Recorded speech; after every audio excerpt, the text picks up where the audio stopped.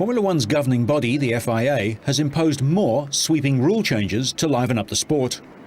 The FIA, stung by the inability of teams to decide anything on their own, decided to act themselves. Despite the disappearance of 2 teams last year, nothing has been done to save money. Last October, the teams rejected all the FIA's cost-saving proposals. So the FIA have made tough changes.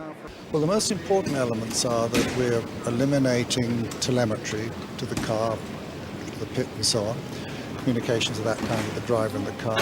We've got rid of the spare car, they won't be scrutinizing a spare car. We've also brought in a provision which will stop them having any chance of making a special car for qualifying, because after qualifying it's going to go straight in the Parc Ferme. And then in the longer term, we've agreed that we're going to not only have 1 engine per weekend in 2004, but 2005 it'll go up to 2 weekends per engine, in 2006 in all probability to 6 weekends per engine, which will reduce the cost of the engines dramatically. This has been described as a crisis meeting. Do you see it that way?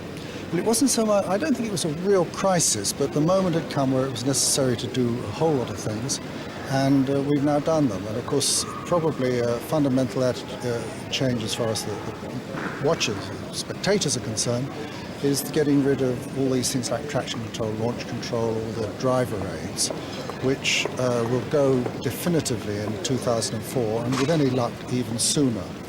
That's again a major step forward. At the beginning, I believe that traction control was brought back because you couldn't police it. Has that changed?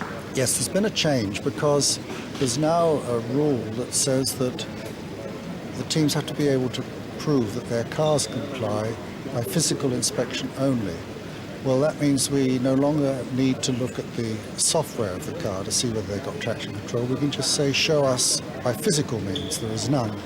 Now, at the moment, the only way anybody can think of doing that is having a standard electronic control unit. There may be other means, but at least we're about to look physically at the car, and we must then be able to tell that it's not got traction control. The onus is on the team to demonstrate that. They proposed the rule. I don't think they saw the implications at the time, and we now are making use of it. The costs of racing for the middle-order teams has always been an issue. Well, there was a lot of things that went on today, and I want to be calm about it because from what I heard over a very long number of hours, this is by far the most positive day in my 13 years of Grand Prix racing. It's positive for Jordan, it's very positive for the show, it's positive for our sport, and there were a lot of constructive, hard decisions, but everyone came out well intact of their credibility and their honour, and it's a great day for Jordan because with the restructuring of certain things inside the Concord Agreement and in the nature, it has helped Jordan dramatically. For the smaller teams, for me and Eddie, it's good news, and basically there's a solidarity in there that wants to see 10 teams survive and compete and complete the season, and I think for us, for Eddie and for Formula One, it's been a very, very good day. I think 2 very significant things have come out of today. The teams collectively with Bernie have come to a financial solution that secures the future of all 10 teams in the championship, which is been a concern for everyone. It's a very positive move. So there's no uncertainty over any of the teams, over 20 cars appearing on the grid from the start of the season to the finish of the season.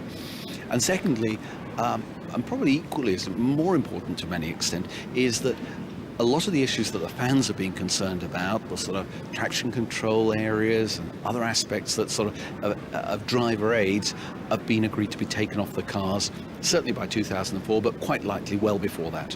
And those are it's such a positive message that Formula One is getting its house in order and is sorting itself out. So, no spare cars, pit-to-car radio or bi-directional telemetry, no traction control or special qualifying engines, and a standardised rear wing and braking system.